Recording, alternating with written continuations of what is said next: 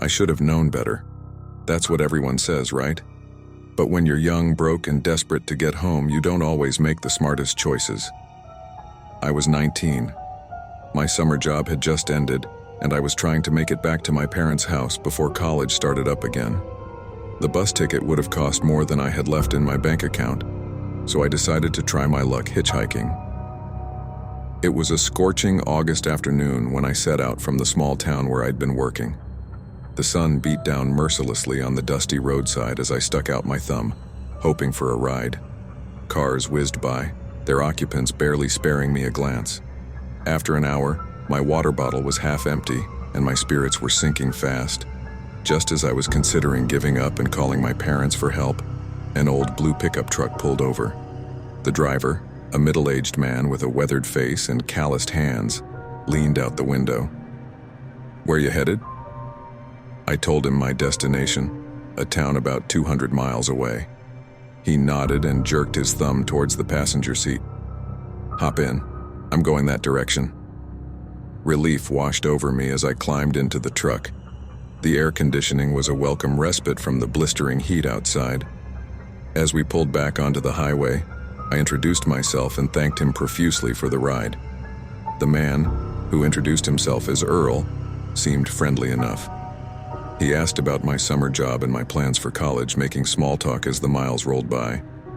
But something about him made me uneasy. Maybe it was the way his eyes kept darting to the rear-view mirror, or how his knuckles were white from gripping the steering wheel too tightly. As we drove further from civilization, the landscape became more desolate. Fields of dry corn gave way to scrubby desert, dotted with the occasional gas station or rundown motel. The sun was starting to set, painting the sky in vibrant oranges and reds. Earl's demeanor changed as darkness fell. He became quieter, more tense. The silence in the cab grew oppressive, broken only by the hum of the engine and the occasional static from the old radio. "Mind if we stop for gas?" Earl asked abruptly, already pulling into a dimly lit service station. I nodded, grateful for the chance to stretch my legs and use the restroom. As Earl filled up the truck, I made my way to the grimy convenience store. The fluorescent lights flickered ominously, casting strange shadows across the aisles of snacks and automotive supplies. In the bathroom, I splashed some water on my face and took a few deep breaths. The unease I'd felt earlier had grown into a gnawing anxiety in the pit of my stomach. Something felt off, but I couldn't put my finger on what it was. When I emerged from the store, Earl was leaning against the truck, smoking a cigarette.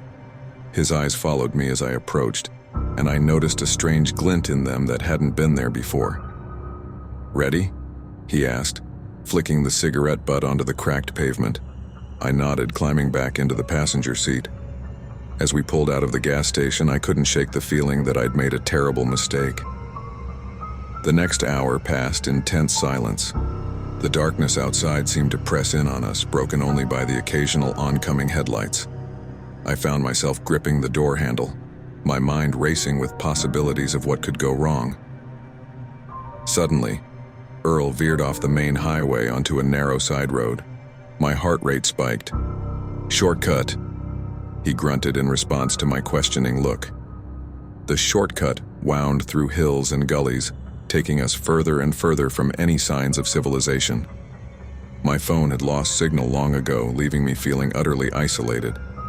Just as I was about to insist that Earl take us back to the main road, the truck sputtered and died. Earl cursed under his breath, pulling over to the side of the dirt road.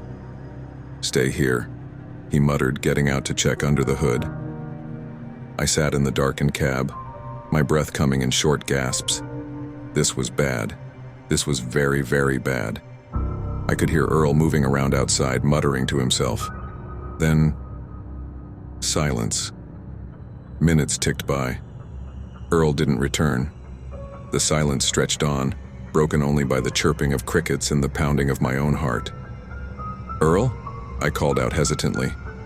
No response. Gathering my courage, I opened the door and stepped out into the cool night air. The moonlight cast eerie shadows across the landscape. Earl was nowhere to be seen. "Hello?" I called out again, my voice echoing in the emptiness.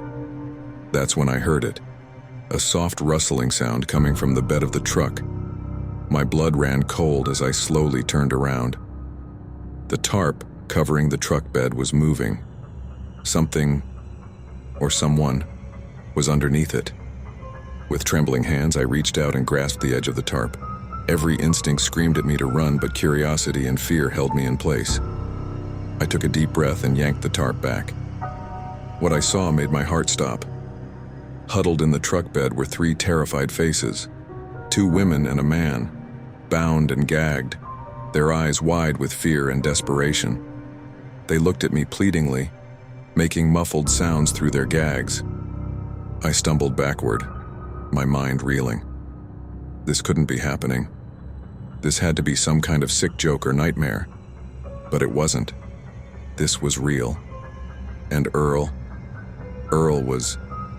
A twig snapped behind me. I whirled around to see Earl emerging from the shadows, a wicked-looking knife glinting in his hand.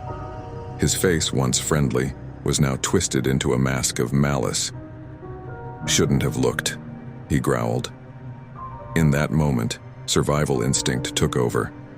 I turned and ran, my feet pounding against the dirt road.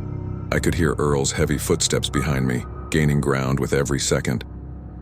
The road curved sharply, and I veered off into the underbrush. Branches whipped at my face as I crashed through the vegetation, my lungs burning with each desperate breath. I could hear Earl cursing, his voice getting closer. Just when I thought my legs would give out, I saw a glimmer of hope. Lights in the distance. A house, or maybe a farm. Civilization. With renewed energy, I sprinted towards the lights. They grew larger, resolving into the shape of a small gas station. As I burst out of the tree line, I saw a car pulling up to one of the pumps. "Help!" I screamed, waving my arms frantically. "Please help me!" The driver, an older woman, looked startled as I approached. I must have been a sight, clothes torn, face scratched, eyes wild with fear. "Call the police," I gasped, collapsing against her car. "There's a man. He has people. In his truck." The woman hesitated for only a moment before pulling out her phone and dialing 911. As she spoke to the dispatcher, I kept my eyes fixed on the tree line, half expecting Earl to come bursting out at any moment. But he didn't. Maybe he'd given up the chase when he saw the lights. Maybe he'd gone back for his truck and his other victims. The thought made me sick to my stomach. The next few hours passed in a blur. Police cars arrived with sirens blaring.